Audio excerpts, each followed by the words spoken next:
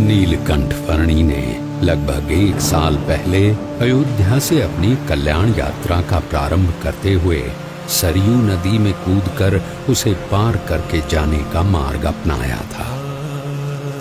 और आज अयोध्या से मुक्तिनाथ की ओर जाने के लिए भी उन्होंने वही मार्ग अपनाया।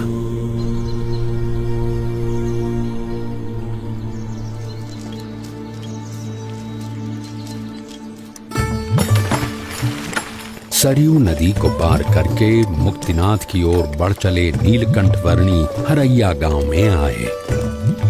ये लीजिए, कुछ भोजन कर लीजिए वर्णी जी।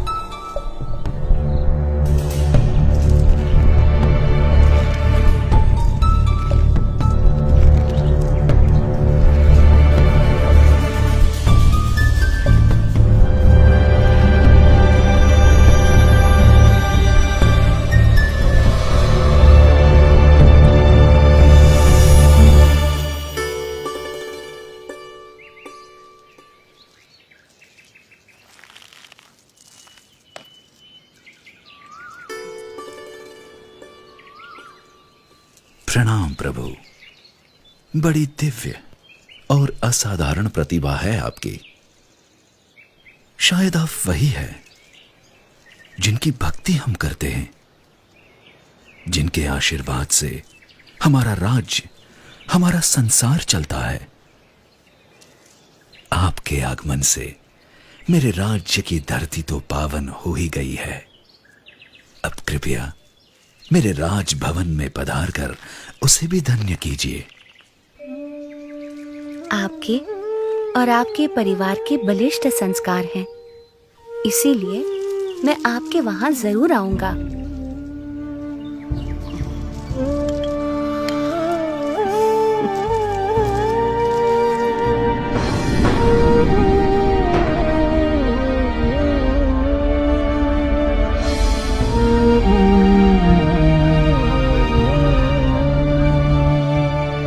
नीलकंठ वर्णी वंशीपुर गांव आ पहुंचे। कोई कहियो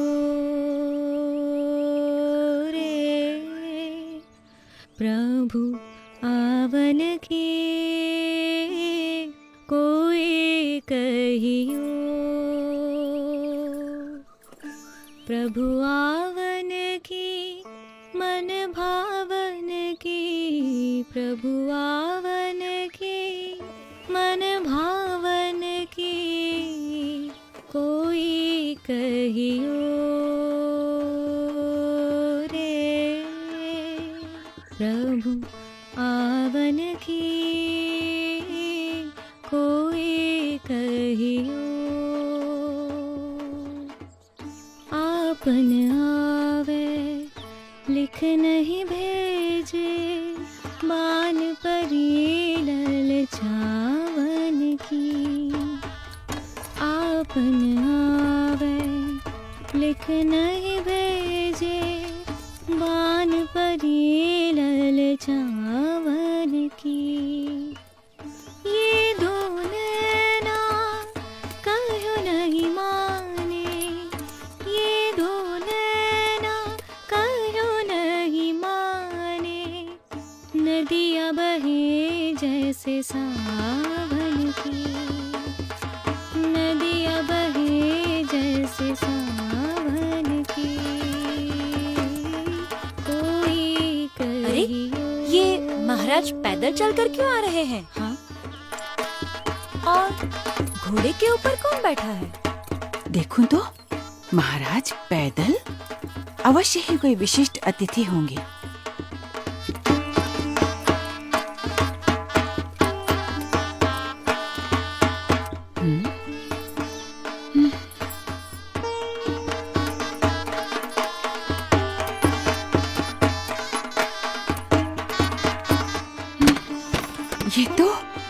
ये तो सच में कोई दिव्य व्यक्ति हैं।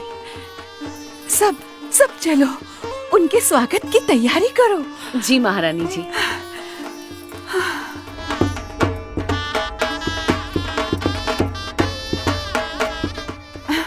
और सुनो, राजकुमारी ईला और सुशीला को भी बुला लो। जरूर महारानी जी।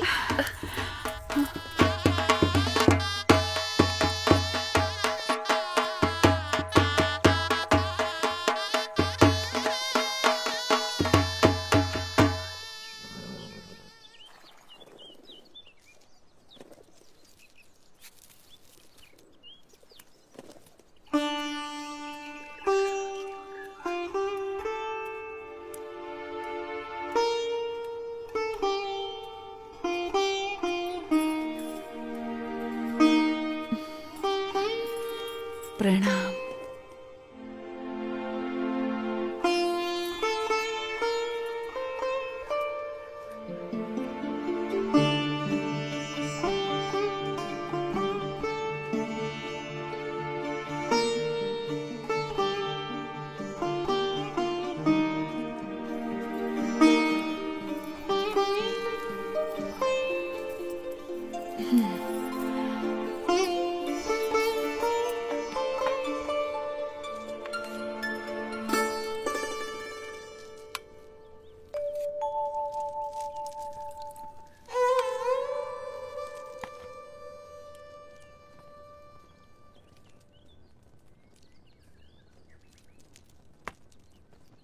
वर्णी जी, हमारे राजा धर्म पालन के आग्रही है और उसके फलस्वरूप उनके ऊपर ईश्वर की इतनी कृपा है कि उन्हें इतनी प्रतिष्ठा, इतना मान सम्मान, इतनी धन दौलत, इतना वैभव, ऐसा श्रेष्ठ भोजन, सब कुछ प्राप्त है।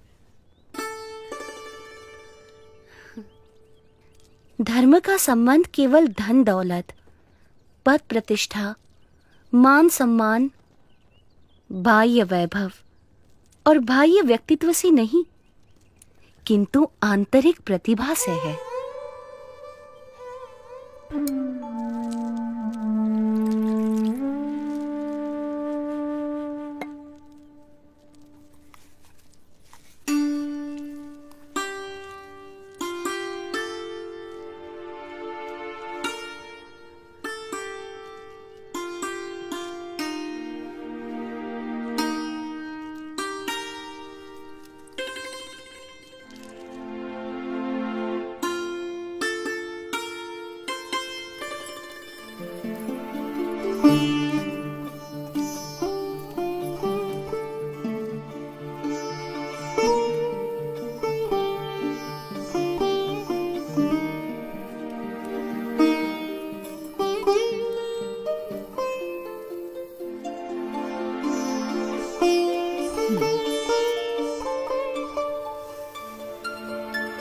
प्रभु, हमारा कोई पुत्र नहीं है।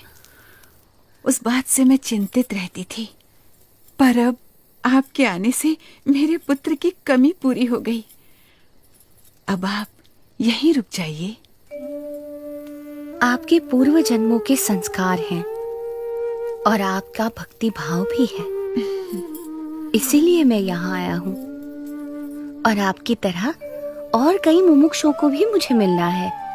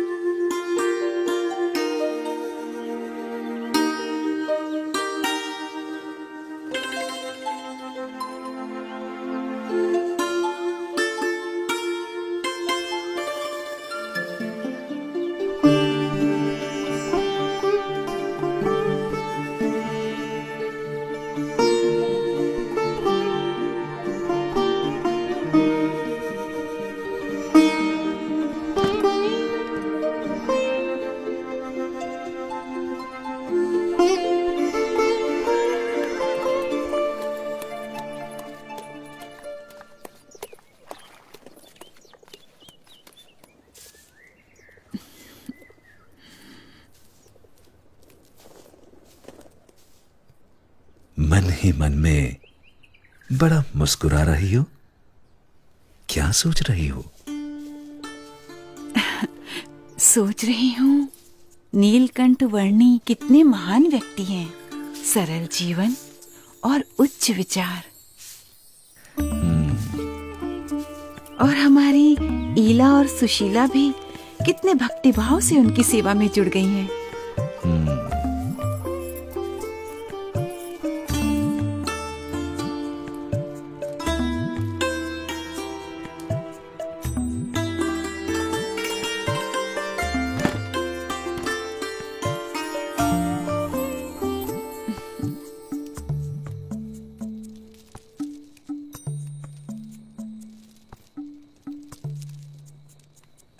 नीलकंठ वर्णी, कई दिनों से आप हमारे साथ हमारे स्वजन की तरह ही बस रहे हैं।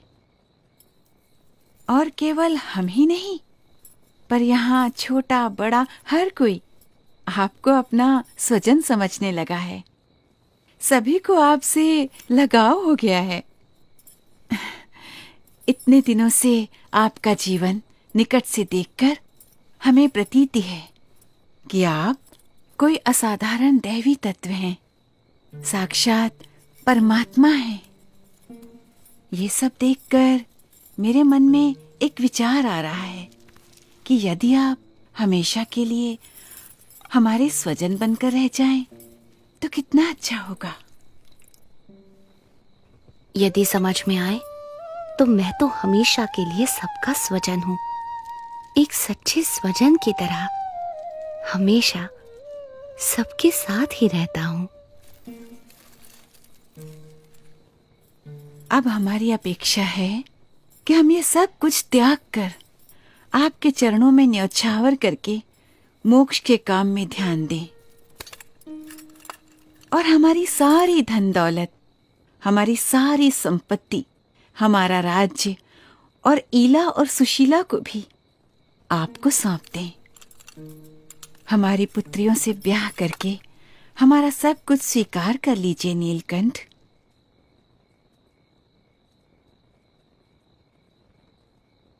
आप तो साक्षात परमात्मा हैं। आपसे अच्छा पति हमारी पुत्रियों को कहाँ मिलेगा? माते, जो सबका स्वजन है उसे केवल अपना बना लेना चाहती हैं।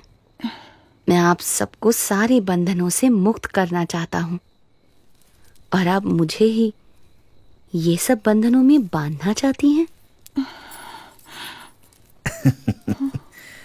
बेटा, अभी जवानी फूटी नहीं है, इसलिए ऐसी बातें कर रहे हो।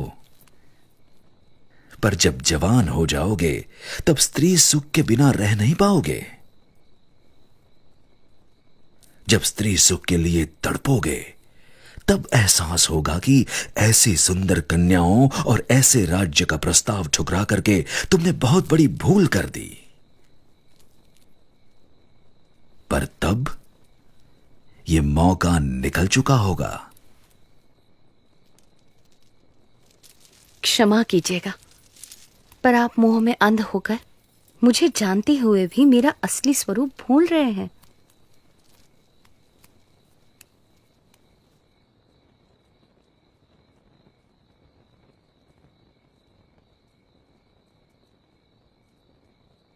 यही तो माया का प्रभाव है कि जो परमात्मा की उपस्थिति में भी आपको परमात्मा का सुख लेने नहीं देता है, और ऊपर से साक्षात परमात्मा में भी माया का भाव लाकर रख देता है।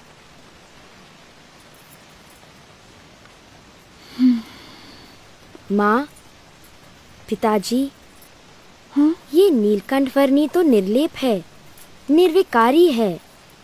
ये सब मोह माया से परम सुख के दाता स्वयं परमात्मा हैं। वे ऐसे क्षुल्लक लौकिक सुखों में क्यों बंधेंगे? हाँ माँ, मोह से मुक्त होकर और हमारी चिंता छोड़कर नीलकंठ वर्णी की महिमा को अंतर में दृढ़ रखो। हाँ बेटा।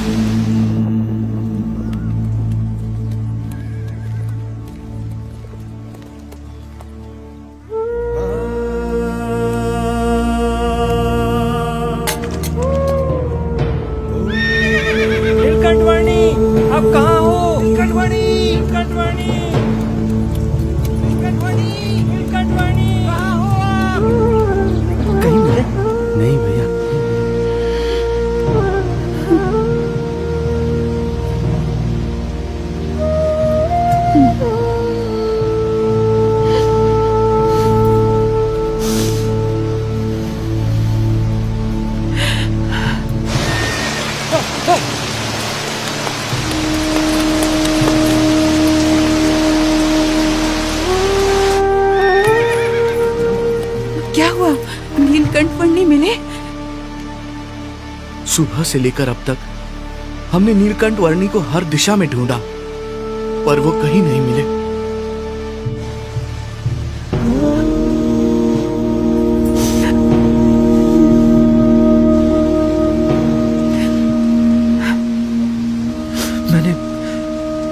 मैंने दूर दूर तक ढूंढा, पर नीलकंठ वर्णी नहीं मिले।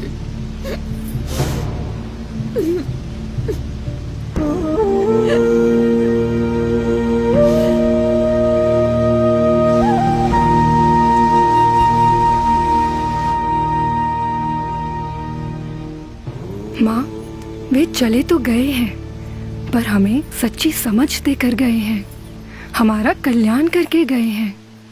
उन्होंने कहा था ना कि उन्हें तो अभी अनेक मनुष्यों का कल्याण करना है।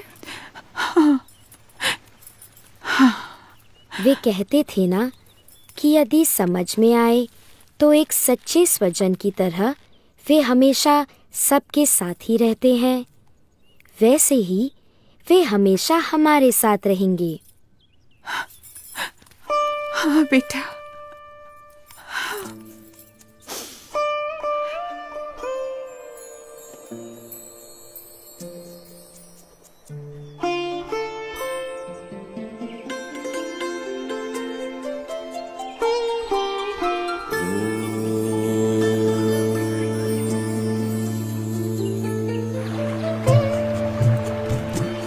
हर एक को हर बंधन से मुक्त करके परम कल्याण के मार्ग पर प्रेरित करने के लिए जिनकी ये कल्याण यात्रा थी, वो नीलकंठवर्णी किसी भी प्रकार के मायिक बंधनों में बंधकर कैसे रह सकते थे। अपनी कल्याण यात्रा को अविरत रखते हुए नीलकंठवर्णी बढ़ चले वंशीपुर से मुक्तिनाथ की ओर।